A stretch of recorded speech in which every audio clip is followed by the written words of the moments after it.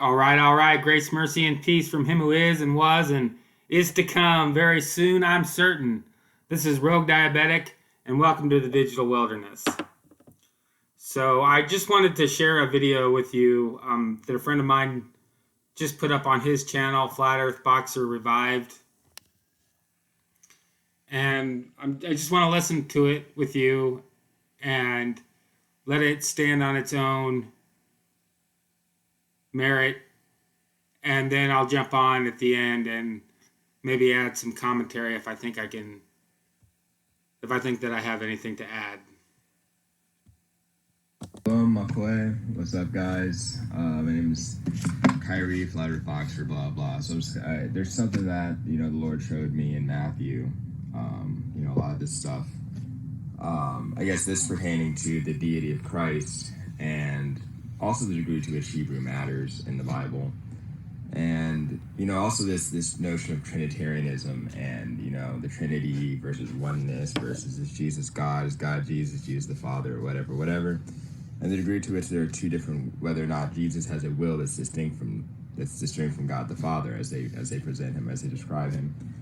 And now the issue with this is, is Jesus God the Father? Do they have separate wills? And if they do have separate wills, how can it be said that Jesus is God the Father or that Jesus is God himself? Which means, as far as I'm concerned, there's no God himself versus God the Father versus God the Son. It's all God, who is all Yah, who is all one. And some people say it is heresy, but I'm going to illustrate the degree to which using this, where he says, my God, why hast thou forsaken me? Using this to say that he's not God, or is not the Father, or whatever you need that to mean. I'm going to show why that's really evil, okay? So, this is about his crucifixion and their fulfilling prophecy by casting lots for his garments and all these things. And at 36, and sitting down, they watched him there, and set up over his head his accusation written, "This is Jesus, the King of the Jews." So that's a mockery. Then were there two thieves crucified with him, one on the right hand, the other on the left, and they that passed by reviled him, wagging their heads and saying, Thou that destroyest the temple and buildest it in 3 days, save thyself. If thou beest the Son of God, come down off the cross. Well, if they're saying, if you're God, why are you currently in this circumstance? If you're God, if you're going to destroy this temple, how are you're currently nailed to some sticks. You think you can't even get yourself off this. But he's about to redeem his own temple, which body that he is, and so on and so forth, in 3 days, 3 nights, which would be the fulfillment of the prophecy as described in John. Anyway, likewise also, the chief priests mocking him with the scribes and elders, saying, He saved others, yet himself he cannot save. If he be king of the Jews, let him come down now from the cross, and we will believe him. It's mockery. Oh, if he's God, why is he like this? If he's God, why is this? If he trusts in God, let him deliver him now. If he will have him, for he said, I am the Son of God. The thieves also which were crucified with him cast the same in his teeth. Now from the 6th hour there was darkness all over the land to the 9th hour. And about the 9th hour, Jesus cried with a loud voice, saying, Eli, Eli, lama sabachthani, which is to say, my God, why hast thou forsaken me? So if he's saying this, how can it be? Now, of course, this is, in retrospect, that what these people are saying, like, if he be God, why did not get off the cross? Of course, that's a blasphemous insult. Of course, that's wicked. Of course, that's very mean. They're casting it to his teeth. But now people say, Christians, I believe Christians say, well, how can they be the same if he's saying, my God, why hast thou forsaken me? Chief. Okay, let's consider the verse that he's referencing. He's referencing Psalm 22. Let's go to Psalm 22. I think I had a bookmark, right? Yeah, Psalm 22. A psalm to the chief musician, Ayelet Shachar, a psalm of David. My God, why hast thou forsaken me? Why art thou so far from helping me, and from the words of my roaring? O my God, I cry in the daytime, but thou hearest me not, and in the night season, and am not silent. Okay, so my God, why hast thou forsaken me?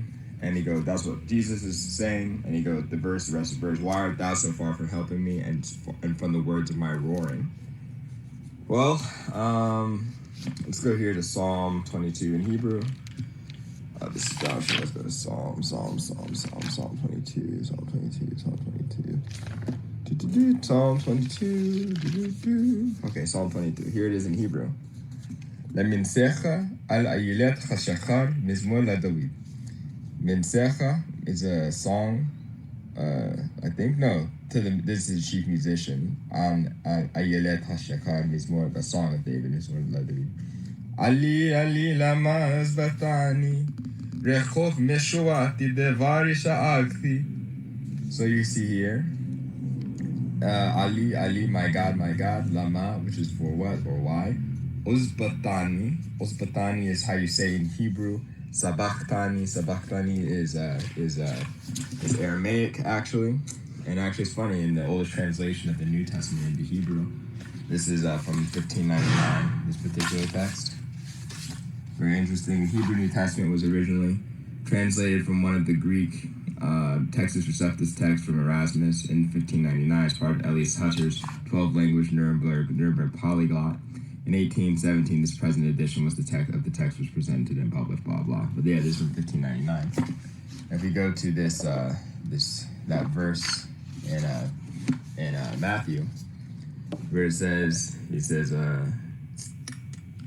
V'chav Teshayit kara Yeshua bechol gadol la'amar, and so at this particular time he said the following.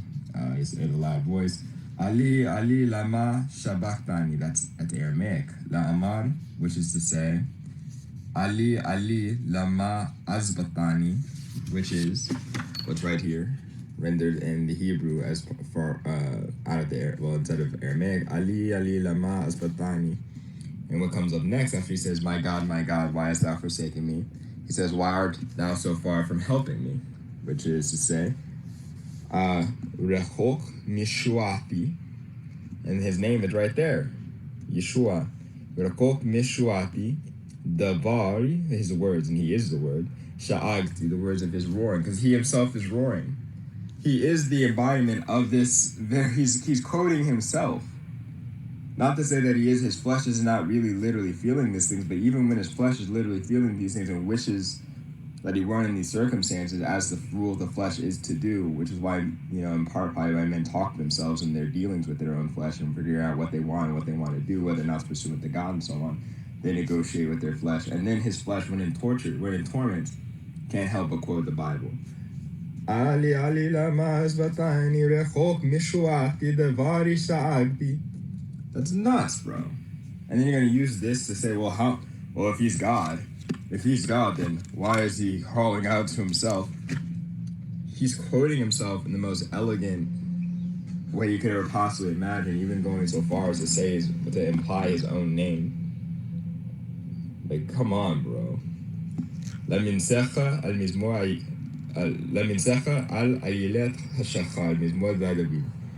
Ali lemaz batani rechok mishuati devari sha'akti Elohi akara yomam valotana valayila vala romiali. I can't figure out how to make this work. I'm still figuring this out, but this is definitely rhythmic.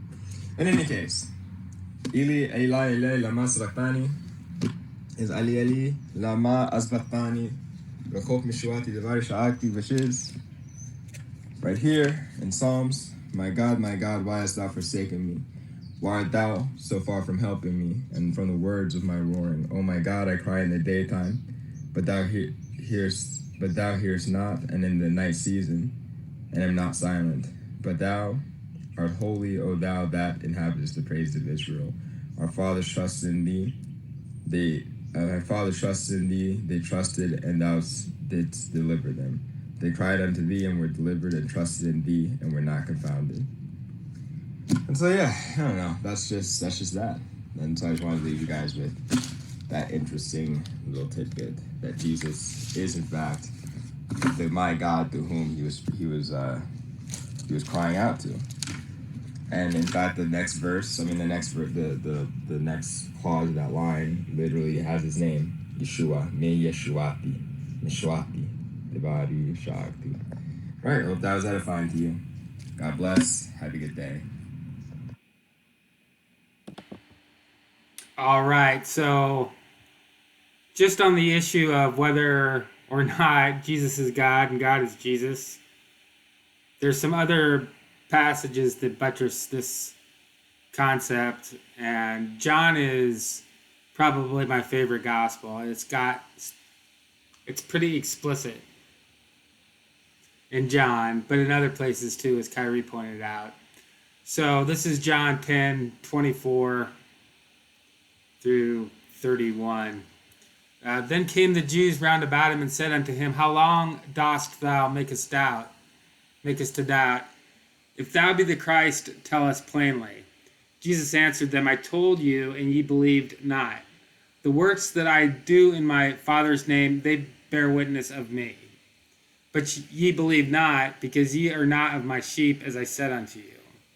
My sheep hear my voice, and I know them, and they follow me. And I give unto them eternal life, and they shall never perish, neither shall any man pluck them out of my hand. My Father, which gave them me, is greater than all, and no man is able to pluck them out of my Father's hand. And I and my Father are one. Then the Jews took up stones again to stone him. So we'll leave it there in verse 31. So when the Jews when he said, I and my Father are one,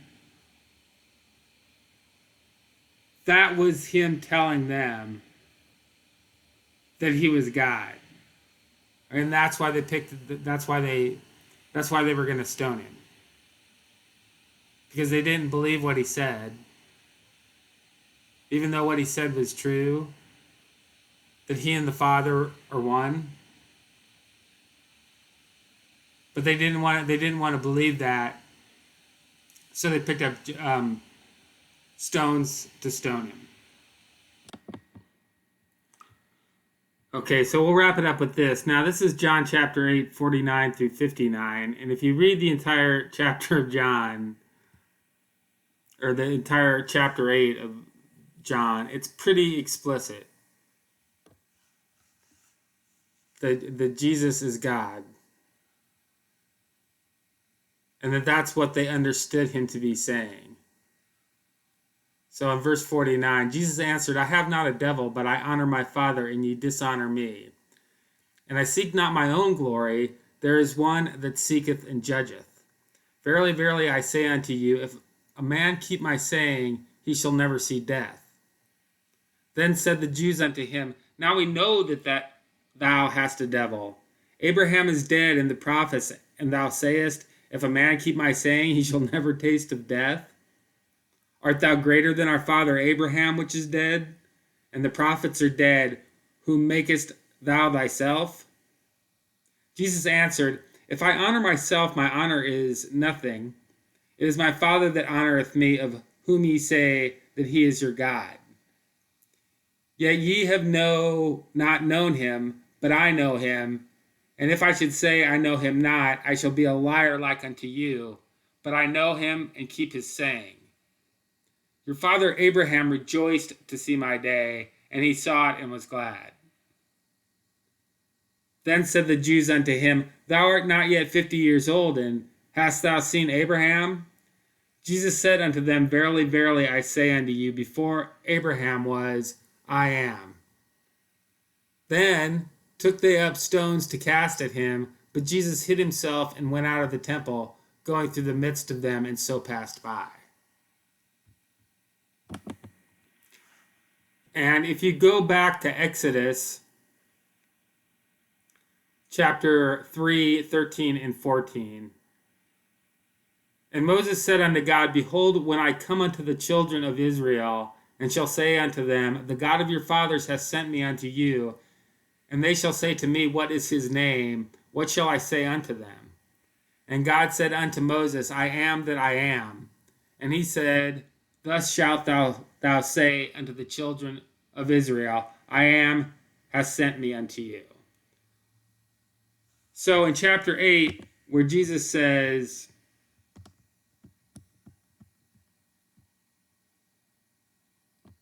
Before Abraham was, I am, the Jews understood this to be a reference to Exodus chapter 3:14.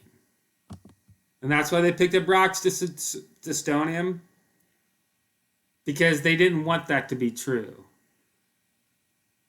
Even though they should have known that it was true because of the miracles and his sinlessness. Okay, but they didn't want to believe it because they knew that that would make them and their temple obsolete. Their temple and the sacrificial system that built up around that and that they made money off of. And then they knew that that would take away their power and position. So I hope that added something to it. I think Flat Earth Boxer's coming out with something tomorrow that I think you guys are going to like.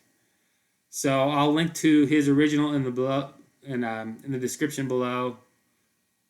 And check it out and subscribe to his channel. And other than that, like, share, subscribe here. And I'm out.